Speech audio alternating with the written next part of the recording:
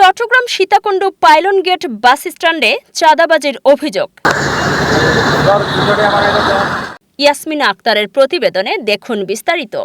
চট্টগ্রাম সীতাকুণ্ড ১০ নং সলিমপুর ইউনিয়নের ৯ নম্বর ওয়ার্ড জাতীয়তাবাদী দল বিএনপির দলের বর্তমান কমিটির সভাপতি গ্রাম সরকার প্রকাশ ইয়াবা জসিম সহ কালীরহাট ২ নম্বর গলির বিএনপি নেতা নূর আলমের ছেলে মোহাম্মদ রুবেলের নেতৃত্বে বাস স্ট্যান্ডে চাঁদাবাজির অভিযোগ উঠেছে।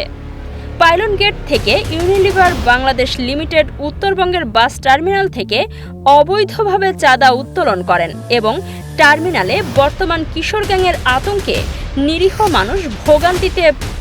বাস স্ট্যান্ডের নাম দিয়ে চলে বিভিন্ন অনৈতিক কর্মকাণ্ড, মাদক সেবন, ছিনতাই, ডাকাতি ও মারামারি।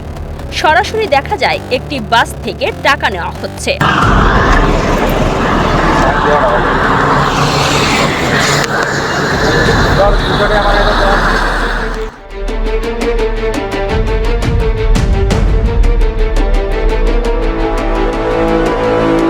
আবার টাকা না দিলে বাসের হেল্পার, সুপারভাইজারদেরকে মারধরও করা হয়।